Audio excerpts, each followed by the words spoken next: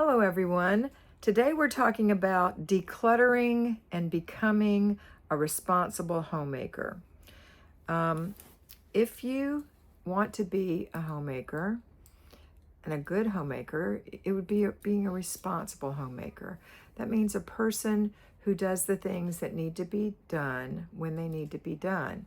There is no rule, there is no system, there is no perfect anything for doing this except some guidance that I will give you is that when you declutter or you deep clean and you're an at-home homemaker, then keep it to 15 minutes a day, 4 days a week. If you're a payroll homemaker, then leave it at 1 hour on Saturday mornings or whatever the equivalent of Saturday morning is for you for deep cleaning or decluttering. So for decluttering, that means that you're going through things. You're going through clothes, you're going through pots and pans, you're going through boxes, that's probably the biggest, you're going through paper, and you're picking out the things that you love, need, use, want, and you're getting rid of the things that you forgot you had, that don't fit anymore, that are broken, torn, stretched out, or the wrong size. We are eliminating the guilt of, what if I need this? That is not being a responsible homemaker. What if I need this? Have you used it in the last 3 years, 5 years, 10 years, 20 years? You probably aren't going to need it. And the other really big one is, oh my gosh, this was so expensive. This is such a nice item. By keeping it hidden in the back of your closet, in the bottom of a box, deep in a drawer, does not add money to your income, does not put money in your wallet. All it is a guilt because the money was spent. Consider that water under the dam, water over the dam, water under the bridge, whatever you want to say, that has been done a long time ago. If you bought it and you wore it one time and you never wore it again and it cost a fortune, I hope you learned a good lesson. Don't do that again. Find alternatives to doing something like that, especially when money is an issue. We want to be frugal. That's also part of being a responsible homemaker. So decluttering and being frugal and getting rid of the fear, these are things that are going to help you. Also, not overworking in your house. When you overwork, when you say, oh, I need to clean 6 hours every day, 5 days a week, wrong.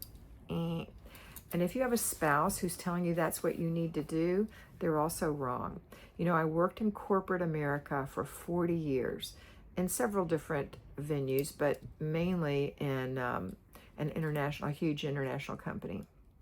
And I was a senior business manager, which meant I had been promoted from an operations manager to a higher position. And I know the fact is, yeah, my people on the floor who were on the phone and had to take calls, they still got a break for 15 minutes in the morning and a break for 15 minutes in the afternoon and an hour break for lunch. And they had that time to work and from work. That is a job that I would say is the first job you would have. And then as you get higher and higher up the ladder, you're going to have more and more free time, because with responsibility comes freedom. And when you are in that particular situation, you're having a lot of time that you're having meetings with your coworkers who are your friends most of the time. You're having lunches with your friends and coworkers. You're having breaks with your friends and coworkers, and these are optional. You don't have to have lunch or meals or snacks with friends and or coworkers. You can choose to have them by yourself. You can choose to have that time before and after work in the car, or however you are getting back and forth to work, as a time for internal relaxation. So if you're an at-home homemaker, especially a spouse who's never done that for day after day, week after week, month after month, year after year, decade after decade, they have no concept of how it is 24/7. That you're the one who gets up in the middle of the night when the children wet the bed, or when they throw up, or when they have a fever. You're the one who has to take care of them during the day when you also have the flu. You're the one who has to do the dishes and they never stop, and mop the floors and it never stops, and vacuum the floors and it never stops, and clean the toilets and it never stops. It's constant work. So don't think just because you're in the home and you've only done 15 minutes of decluttering or 15 minutes of deep cleaning that you're not working. I will validate you. You are working. You are working very hard, and until somebody has stepped into your shoes, they don't understand. Now, only you know if you are being responsible.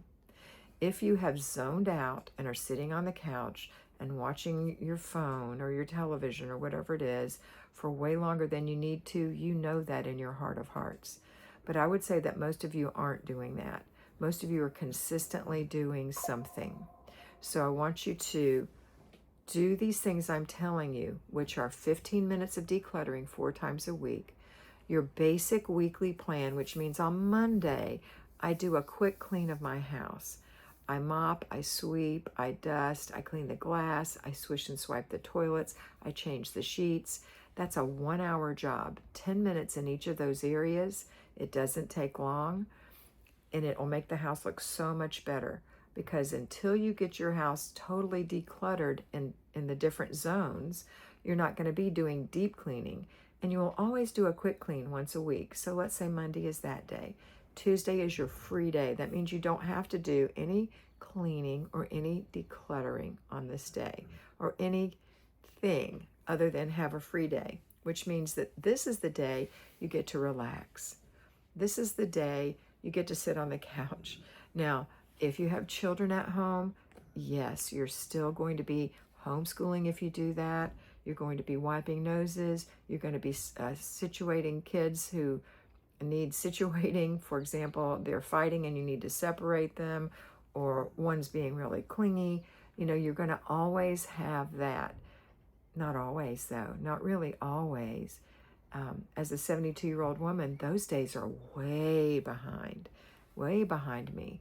And I cherish the memory of those times. Even though they were hard while I was doing them, they were worthwhile, because nothing worthwhile is easy, okay?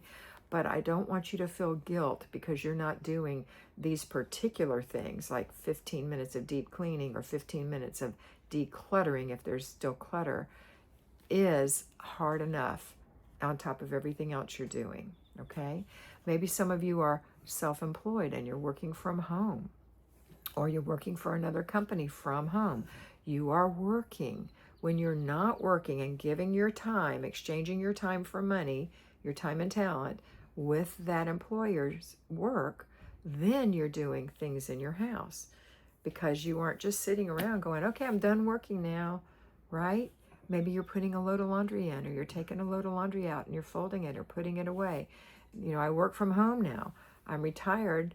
I've been retired since I was 62 and a half years old, but I've been doing this job since I was 62 and 3/4 years old, mentoring women.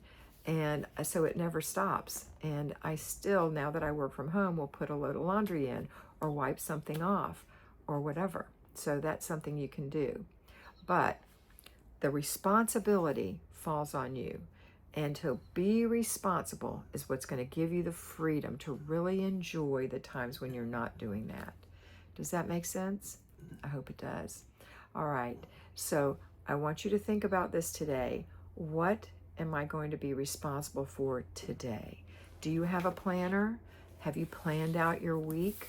I find it very, very helpful. Some people like to do it on their phone. I really don't like to.